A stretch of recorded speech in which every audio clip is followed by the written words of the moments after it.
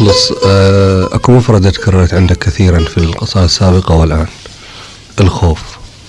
نعم، تجربة. شو بعد هذا الخوف اللي يتحدث عنه في القصيدة؟ الخوف هو الحقيقة ليس بمعنى الجبن، بل بمعنى التردد. بمعنى التردد.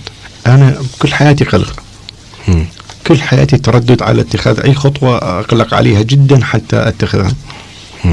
أي خطوة في حياتي يعني، وهذا لا تستغربه يعني. ربما ما يسمح لي الفنان أذكر اسمه، أحد الفنانين صديقي يقول قبل ما أتوجه للوحة أنا أكون خائف جدا وما أعرف إيش أسوي، ما أدري إيش أسوي وخايف.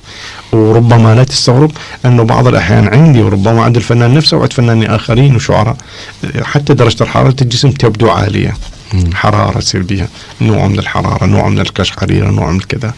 فأي واحد يتقدم يعني، مثلا كتبت قصيدة أغاني درويش، قصيدة طويلة جدا، وأنا ما مقتنع كامل القصيدة، وكنت مؤرق وتعبان ومنهك تماما يعني من القصيدة ومن معاناتي إزاءها وكذا.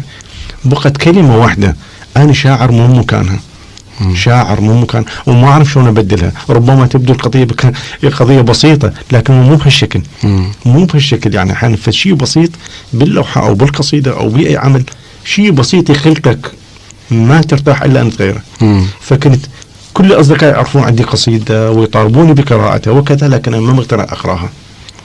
إلا كنت أمشي بالوزيرية وأنا أمشي شفت الكلمة المناسبة بالصدفة خليتها، شعرت جسمي قام يصبب عرق يعني، جسمي قام يصبب عرق، خليت الكلمة مكانها. وكان عندي مشوار شغل وكذا، رجعت على البيت بس مجرد أنام وبعد ما وضعت الكلمة مكانها. وكان كنت أسمع دوي مال بريمزات لأيام طويلة وانطفت، خذت هدوء.